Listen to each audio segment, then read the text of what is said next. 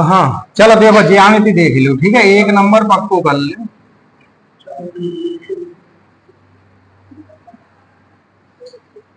ज्यामिति ठीक आप देख लेता कि जियोमेट्री में हुक थोड़ा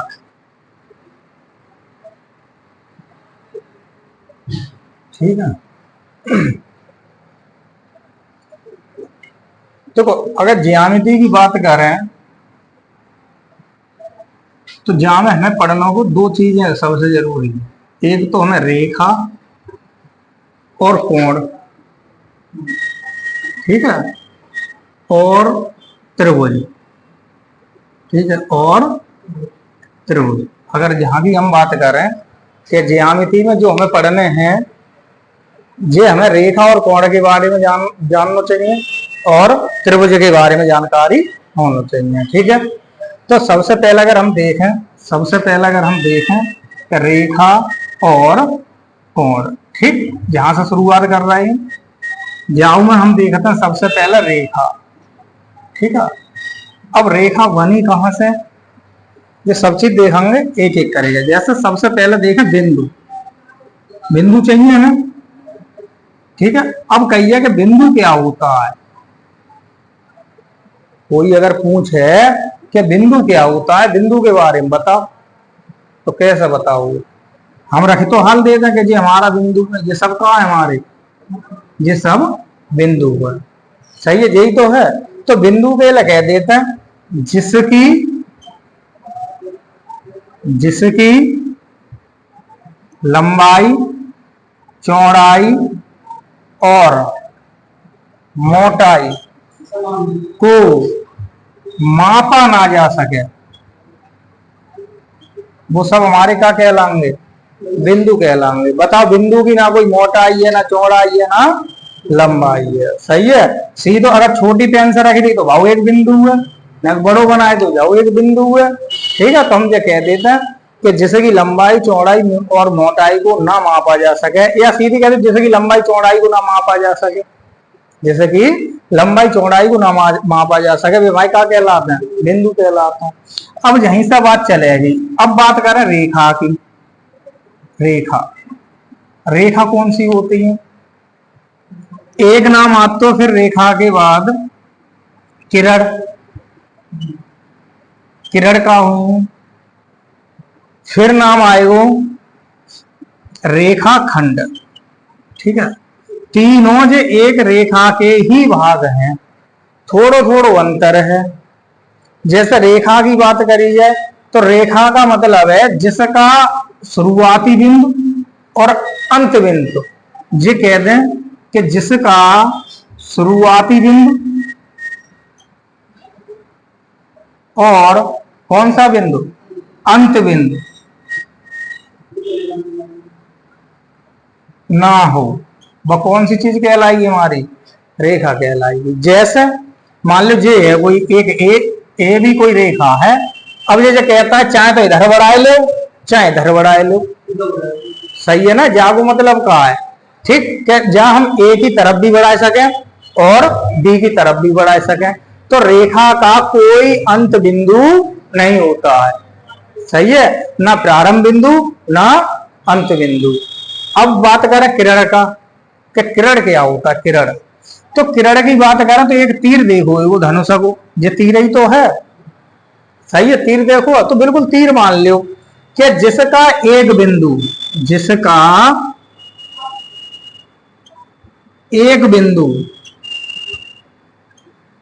निश्चित होता है,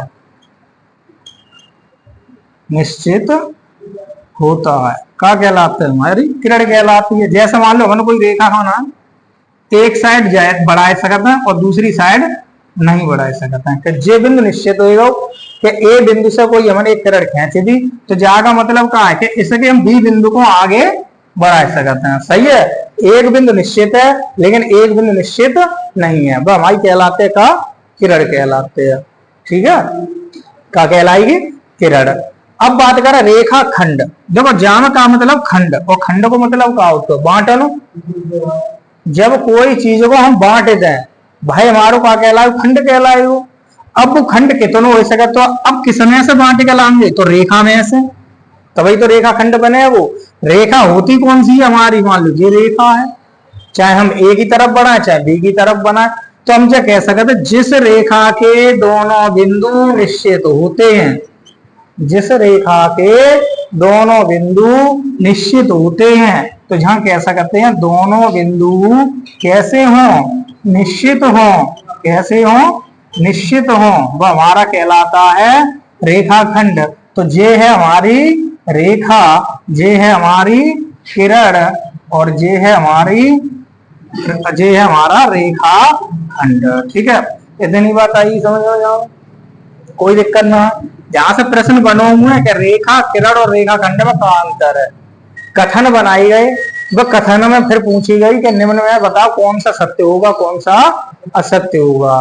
तो जायज से बनाई गई क्या, रेखा के दोनों बिंदु निश्चित होते हैं, किरण के दोनों बिंदु निश्चित होते हैं, रेखा खंड के दोनों बिंदु निश्चित होते हैं। सही है, तो जो चीज हमें पता होगी तब हम जो अपने वाक को लगा सकते हैं।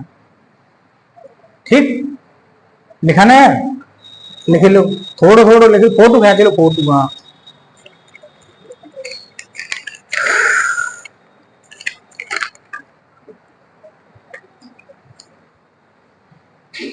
हटाया जा रहा है।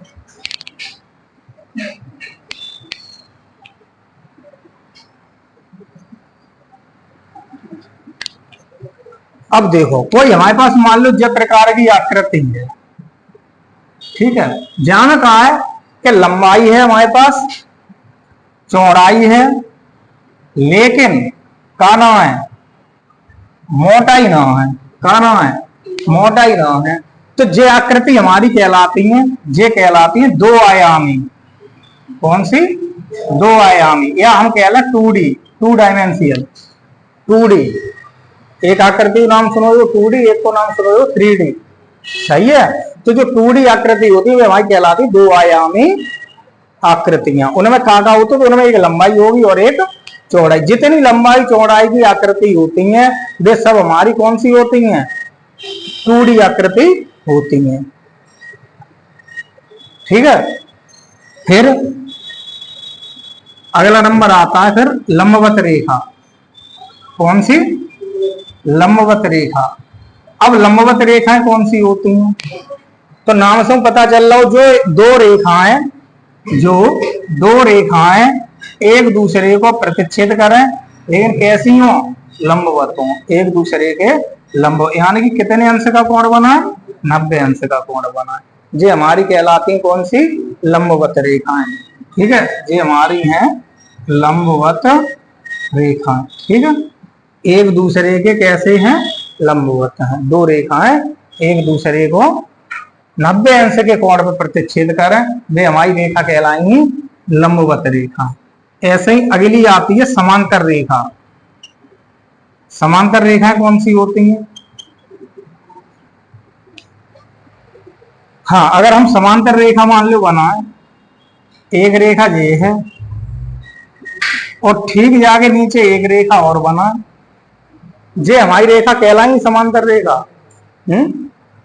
कब कहलाती हैं, जब इनके बीच की दूरी प्रत्येक स्थान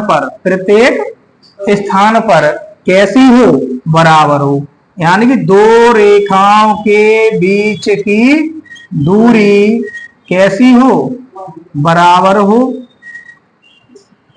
और कितने अंश का जो कोण बने, जो कोण बने शीर्ष पे वो कितने अंश का बने, 90 अंश का कोण बने।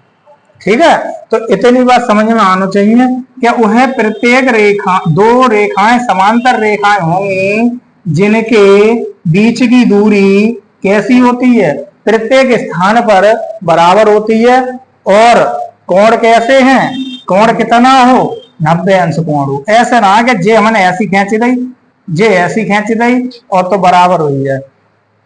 ठीक है, तब कहलाएंगी जे हमारी समांतर रेखा।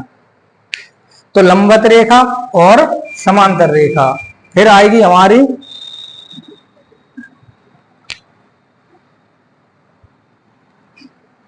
आगे देखो संपातिक रेखा, अगली आएगी संपाती रेखा। संपाती रेखा, संपाती को मतलब होता है कि कोई एक चीज को अगर दूसरी चीज पर रखें और वो पूर्णतः ढकी जाए।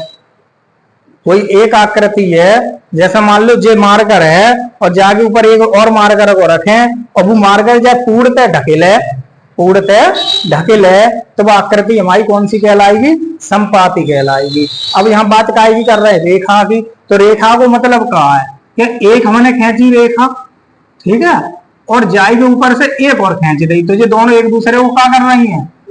ढके रही हैं, ठीक है। तो कोई रेखा किसी अन्य रेखा को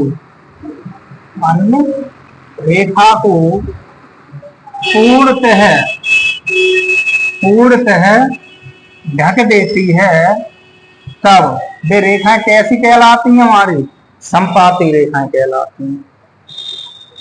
सही है। कोई आकृति, ये तो संपाती रेखा की बात हो गई। जैसे कोई और अगर आकृति है, मान लो हम त्रिभुज की बात करें, अगर एक त्रिभुज बनाए और एक त्रिभुज जाए के ऊपर और रखे देखें, अगर जो पूर्णतः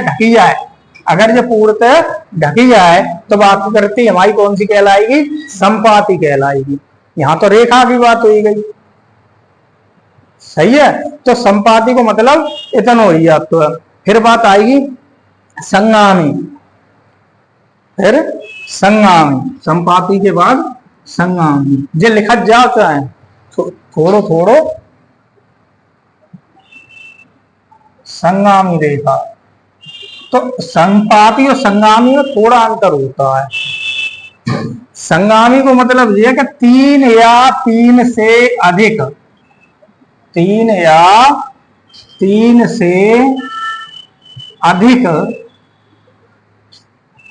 रेखाएं, ठीक है, एक बिंदु पर काटती हैं, तो वे रेखाएं कौन सी कहलाती हैं?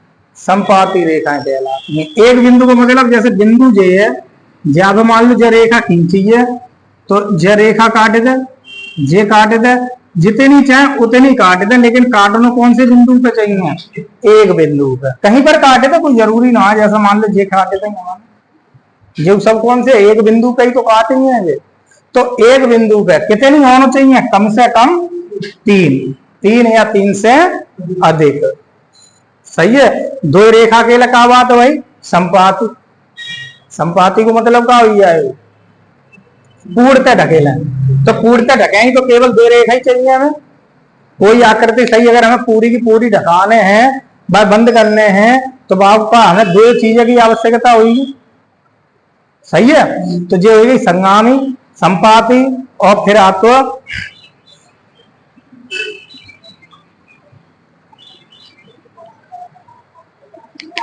संरेख। कौन सा बिंदु? संरेख बिंदु। और एक नाम और यही लिख लो, असंरेख।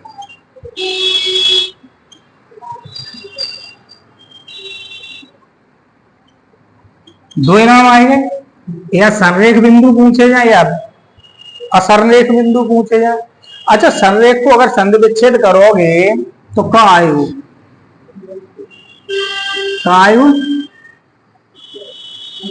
सम धन रेख। सही, यही तो कह सकता था। रेखा कह सकता था। संरेख, रेख से मतलब रेखा। कैसी रेखा? समान रेखा पे क्या होना चाहिए? बिंदु होना चाहिए। ये कह सकते हैं एक ही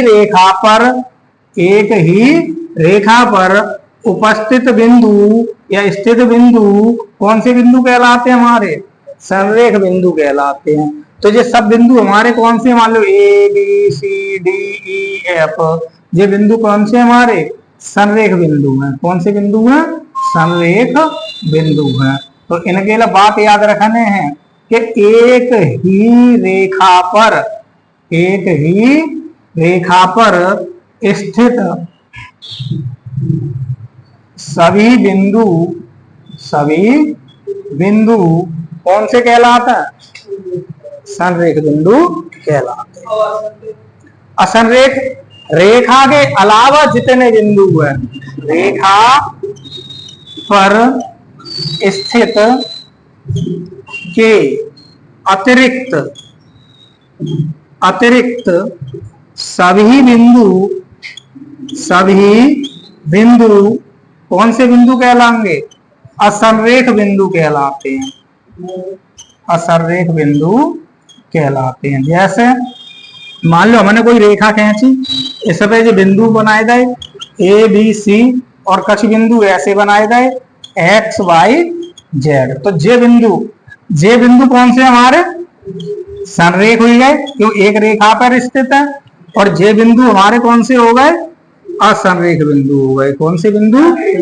असंरेख बिंदु। हाँ, थोड़ा ही अंतर है। क्या केवल हमें अंतर का करना है, ये बताए देने कि एक रेखा पर स्थित जितने बिंदु हैं वे सब हमारे संरेख बिंदु, और असंरेख बिंदु कौन से होंगे? जो उन बिंदु के अलावा जितने बिंदु होंगे। सही है, तो वे सब हमारे कौन से कहलाएंगे? असंरेख बिंदु कहलाएंगे। अब एक बात पूछी जाएगी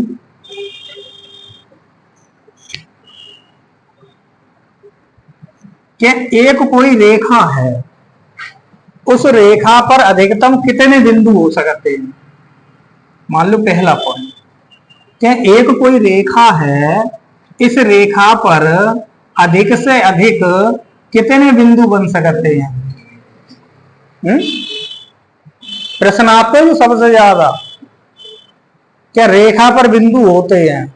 ऑप्शन होगा 2, 1, 3 अनंत। सही है?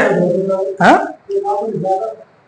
कितने बनाए? सोच के देखो ना कि एक कोई मान लो हम रेखा दे दें, रेखा को मतलब का हो, तो सबसे पहले तो ये बताओ रेखा को मतलब हो तो कि हम आगे बढ़ा सकता पीछे बढ़ा सकता, यही तो मतलब ही आएगा। और जब हम आगे पीछे दोनों तरफ बढ़ा सकता तो बिंदु बढ़ सकता। जब रेखा को कोई माप ना है तो बिंदु को कोई माप ना होगा, कोई संख्या निश्चित होगी। हाँ, अनंत। तो बस तो यही लिख देने कि रेखा पर बिंदु अनेक बिंदु होते हैं। कितने?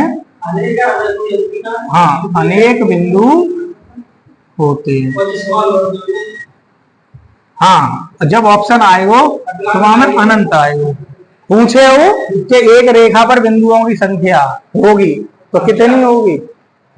हमें लगाने अनंत। सही है? अनेक आई है, अनेक ऑप्शन में हुए अनेक लगाए दे हुए, अनंत आई है अनंत लगाए दे हुए। ठीक है, तो इतनी बात हमें ध्यान रखे चलने हैं, इतनी बात हमें ध्यान रखे चलने हैं।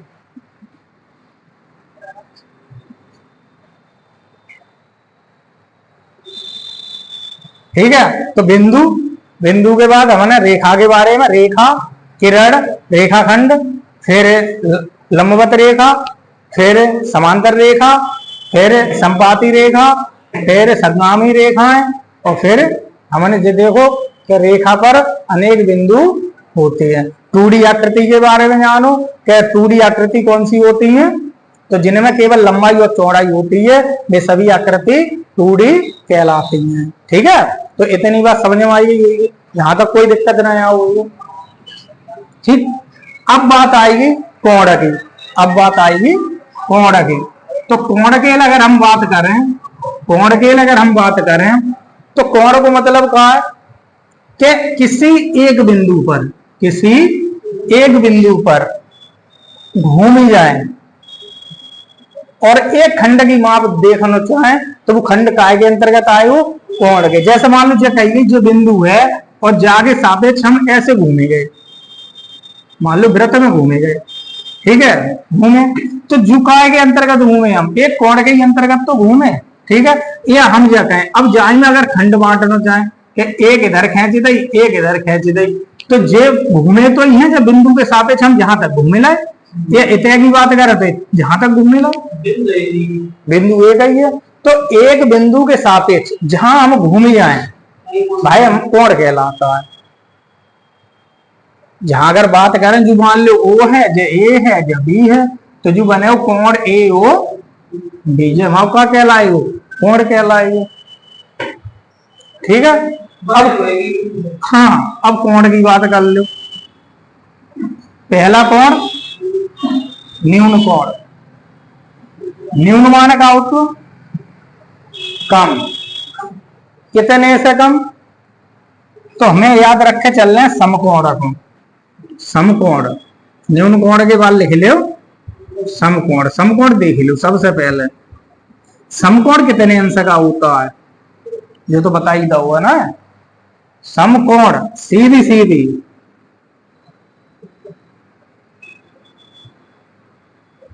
कितने अंश को हो, 90 अंश हो। सही तो है समकोण, यानी जे कह सकता था थीटा बराबर 90 अंश। हम कहे एक्स बराबर मान लो, हाँ थीटा ही मान लो, चलो थीटा, क्यों थीटा याद रहता है ना, तो थीटा बराबर 90 अंश। अब न्यून कोण की बात करो, तो न्यून कोण अब जो सीधे सीधे हैं तब तो जो हमारा 90 अंश बनेगा। जहां से थोड़ा अंदर ले जाओ, जब आ रही हो जाए थोड़ी अंदर करो, 90 से कम हो जाएगा। सही है, तो हम ये कह सकते हैं न्यून कोण का मतलब जो होता है वो थीटा, थीटा से कैसा होगा, थीटा का मान जो होगा वो 0 अंश से बड़ा होगा। 0 अंश से, ये तो है ना कि सीधी सीधी हमने ये कह दी जहां पे बताए थे कितने अंश कोण बने हो, ये तो बात खत्म हो गई। संपाती रेखा अगर कही जाए कि संपात कोई दो संपाती रेखाएं हैं, तो संपाती को मतलब क्या है, एक दूसरे को पूर्णतः ढकेला, यानी एक दूसरे के ऊपर और एक दूसरे के ऊपर है, तो जाको मतलब क्या है, कितने अंश कोण बने हो यहाँ पे, 0 अंश कोण। सही है, जब रेखा मैंने कोई जाम थोड़ो अंतर हुआ आओ तो कोण कितने अंश आए हो, 0 अंश। तो हम कह सकते हैं 0 अंश से बड़ा होगा और 90 अंश से छोटा होगा। अगर भाषा लिखोगे तो जहां लिखोगे थीटा का मान 0 अंश से बड़ा, 0 अंश से बड़ा और 90 अंश से छोटा। अब कितने कितने हो सकते हैं, तो हम कह सकते हैं 1 डिग्री से लेके 89 डिग्री तक, यानी कि 1 अंश से लेकर के 89 अंश तक के जो कोण हैं, ये सब कोण हमारे कौन से कहलाते हैं, न्यून कोण कहलाते हैं। फिर बात आई समकोण की, जब समकोण की बात करी तो हमने कहा कि समकोण जो कोण होगा थीटा जो होगा वो हमारा 90 अंश का होगा। केवल सीधी सीधी बात, इतनी बातें याद रखना है, ठीक है। फिर बात आएगी कौन से कोण की, अधिक कोण। कौन सा कोण, अधिक। देखो न्यून कम और अधिक अधिक, तो कितने से अधिक, जाई से अधिक। तो भाई तुझे बताओ हमने पहले कि समकोण को याद रखे। चलो समकोण 90 हो गई, 90 से जितनी कम संख्या बस। अब न्यून कोण 90 से जितनी ज्यादा संख्या कहां तक, वह आएगी बात। यानी कि ये कह सकते हैं 90 अंश से ज्यादा और 180 अंश से कम। ठीक, जहां लिख सकता हो थीटा का मान, यहां लिखो थीटा का मान 90 अंश के बराबर होता है। ये समकोण की बात हुई गई, ठीक है। अगर भाषात्मक लिखोगे तो, और यहां लिखोगे तो थीटा का मान 90 अंश से बड़ा, 90 अंश से बड़ा और 180 अंश से छोटा। बात आई समझ में। ये कह सकते हैं 91 अंश से लेकर के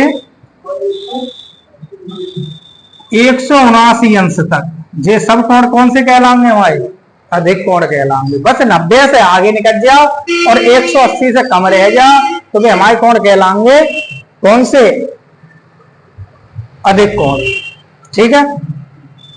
फिर आएगो ऋजु कोण। कौन सा, ऋजु कोण। ऋजु कोण को मतलब कहा है, या जो कहते थे सीधा कोण। कौन सा कोण, सीधा कोण। जैसे कोई मान लो एक बिंदु है, एक रेखा इधर चली गई, एक रेखा इधर चली गई। अब जो कहिए इनके बीच में कितने अंश कोण बने, 100, अरे 360 का मतलब तो ये है ना कि वृत्त पूरे में घूम गए।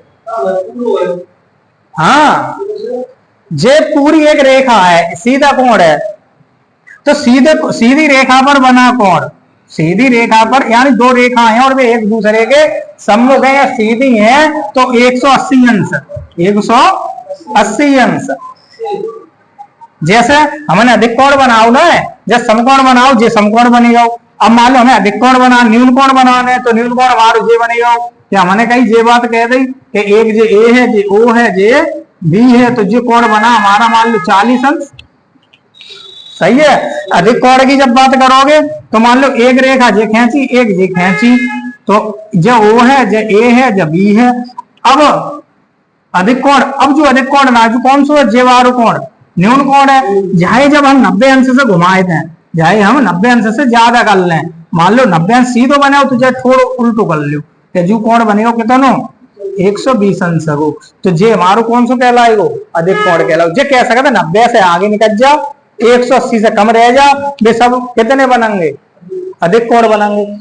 अब जैसे सीधी सीधी कर दें दोनों रेखा, दोनों सीधी कर दें, पहले कैसी बनाई, पहले जब तरीका को बनाओ, न्यून कोण होगा। फिर जब रेखा को मैंने एकदम सीधे कर दे, एकदम कैसी करी, एकदम सीधी कर ली। अब जो कितने अंश बनेगा, 90 समकोण होगा। जाई रेखा थोड़ा इधर झुकाए दो, इधर झुकाओ, मान लो जा साइड झुकाए दो, अब जो अधिक कोण होगा। जाई को हम बिल्कुल सीधी कर दे, जो बिंदु एक रेखा है तो जाए मैंने सीधी कर दी, जब आ रही को जो कर दी, जब जो सीधे हो गए सो ये जो कोण बनेगा कितने अंश हो, 180 अंश हो, 180 अंश हो, जो कहलाओ हमारो कौन सो, ऋज कोण या सीधा कोण। ठीक है, लिखो जो फोटो खींच जल्दी।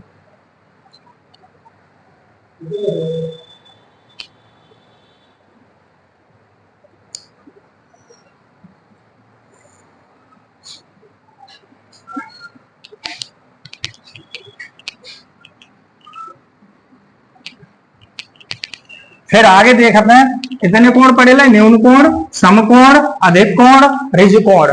फिर एक आतो कोण, फिर एक कोण आतो प्रतिवर्ती। कौन से कोण आएगा, प्रतिवर्ती। तो प्रतिवर्ती कोण और देखो, प्रतिवर्ती कोण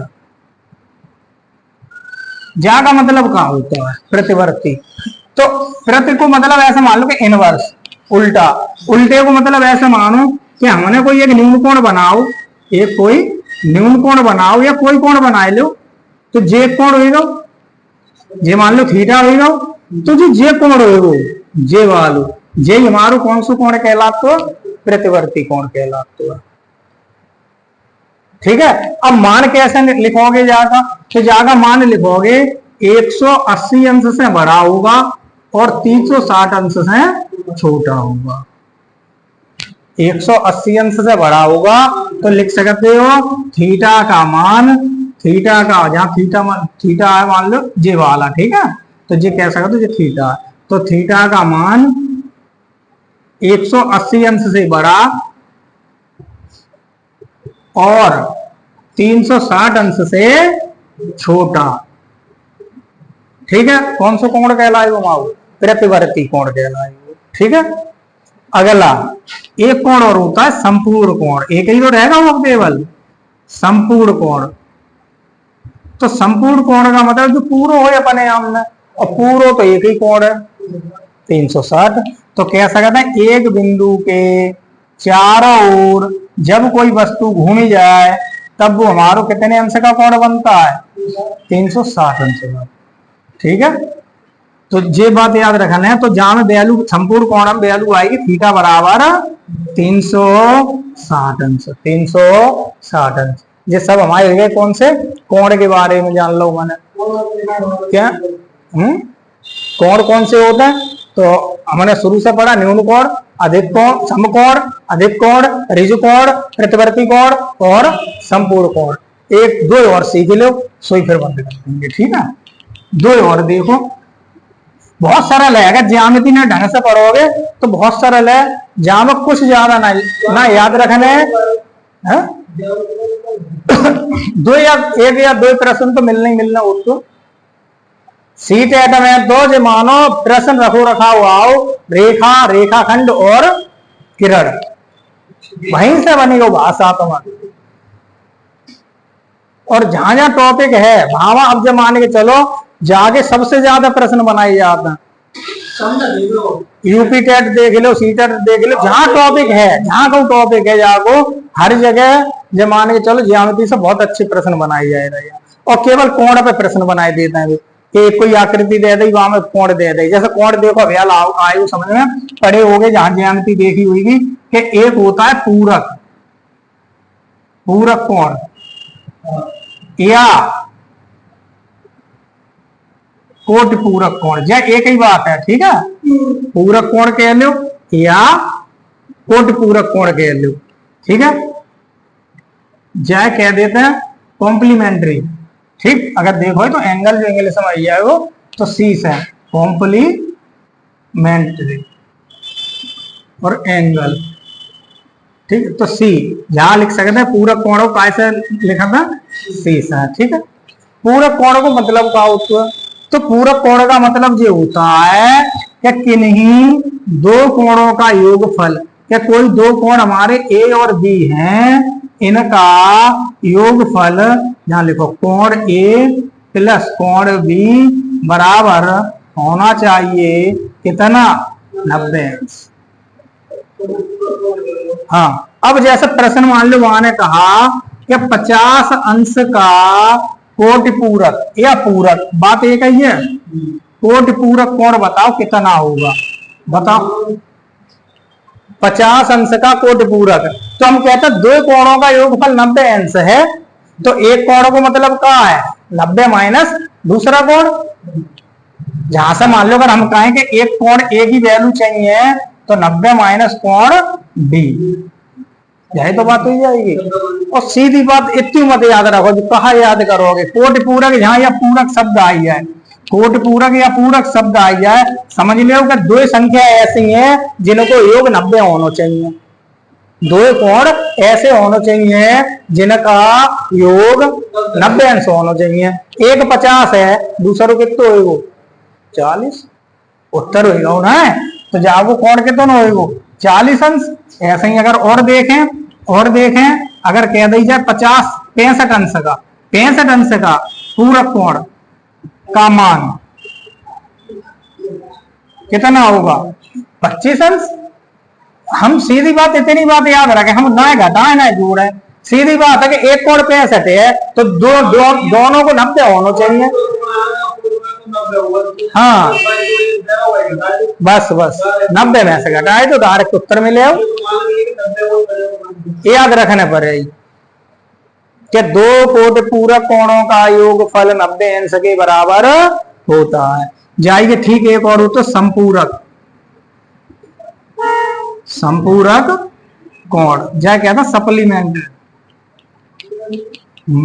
इंग्लिश में कह देता है एंगल, यानी जय लिखेंगे एस से, जब मान लो जहां शॉर्ट बात लिखने की आएगी वहां पूरक कोण को सी से लिखेंगे और संपूरक कोण को एस से लिखेंगे, ठीक है। जैसे अगर नाम भूल जाओ तो इंग्लिश में याद रख दीजिए। हाँ,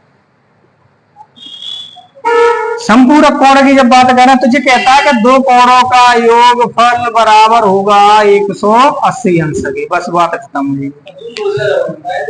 अब मान लो अगर वो कहता है कि 110 अंश का संपूरक बताओ, संपूरक कोण बताओ कितना होगा 70 अंश, ठीक है। तो इतनी बात हमें याद रखना चलना है। मान लो जगह 30 अंश का संपूरक बताओ कितना, हाँ सही है 150। कुल मिलाएगा, हमें इतनी बात याद रखना है, जब पूरक की बात आए तब 90 अंश याद रखने हैं दोनों का योग, और जब संपूरक की बात आए तो हमें 180 याद रख के चलना है कि दोनों कोणों का योगफल 180 अंश होता है, ठीक है। एक और यहीं पे दोनों चीजें समझ लो, जैसे अगर हम बात करें हाँ अब कैसे छूटी जाए, मान लो अगर आए वो प्रश्न तो छूटे हो ना है, कौन से ना बचे हो। एक चीज और देखो, अब प्रश्न आई है मान लो कि संपूरक और कोटि पूरक का अंतर क्या होता है, कि संपूरक कोण और कोटि पूरक का अंतर, हाँ अंतर पूछ सके। अब हम ये कहते हैं इन दोनों कोणों का योगफल 180 अंश, इन दोनों कोणों का योगफल 90 अंश।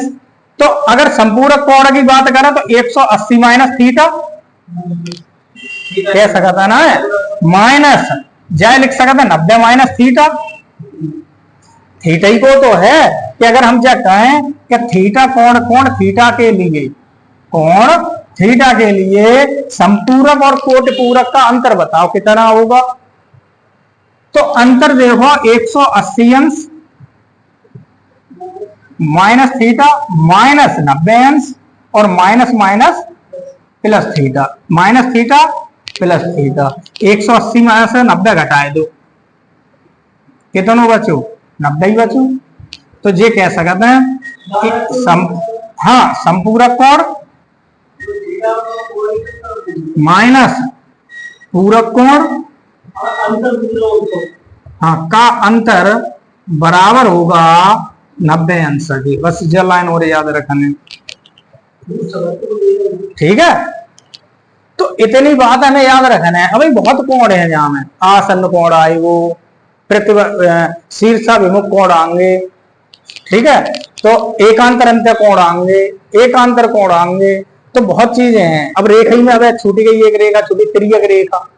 तिर्यक रेखा कौन सी होती है कि कोई दो समांतर रेखाएं हैं, अगर एक यहाँ पे हम समझ लें कि एक छूट गई तिर्यक रेखा, क्योंकि हमें जरूरत पड़ेगी जब हम कोण पढ़ेंगे शीर्षाभिमुख और वगैरह। तो तिर्यक रेखा मतलब क्या होता है कि दो रेखाएं हैं, दो समांतर रेखाएं हैं, एक एम है और एक एन है, इन्हें कोई एक तीसरी रेखा दोनों को काटी जाए, यही रेखा हमारी क्या कहलाएगी? तिर्यक रेखा एल कहलाती है, ठीक है। तो ऐसा करेगा कहा हमें पूरी चीजें याद रख लेने हैं ज्यामिति के अंतर्गत। ज्यामिति ज्योमेट्री जो माने चलो बहुत सरल सब्जेक्ट है, गणित के अंतर्गत अगर देखो जाए हमें पॉइंट टू पॉइंट याद करते हुए चले जाने हैं, कोई कठिन सवाल ना है आपको। हाँ जूनियर हमें तो जो मानो अगर टेट अगर जब आप देखो पिछली बार देखोगे तो जूनियर में बहुत सवाल आए हैं, या एसएससी को कोई उठा लो, CHSL उठा लो, ठीक है। कोई चैप्टर उठाओगे जैसा मेंसुरेशन है, ज्यामिति है, अब जहां से प्रश्न सबसे ज्यादा बनाने करेगी। तो कुल मिलाएगा हाँ, तो याद हमें केवल अपने जैसा जैसा पढ़ाओ जाए वैसे वैसे पॉइंट बाय पॉइंट अपने देखत जाओ, लिखत जाओ, उन्हें याद कर लो। ये बहुत सरल चीजें हैं, तो जो चीजें ज्यादा सही है पहले सीख लो, बाद में सीख लो, कोई दिक्कत थोड़ा ही ना है, कोई समस्या नहीं आई।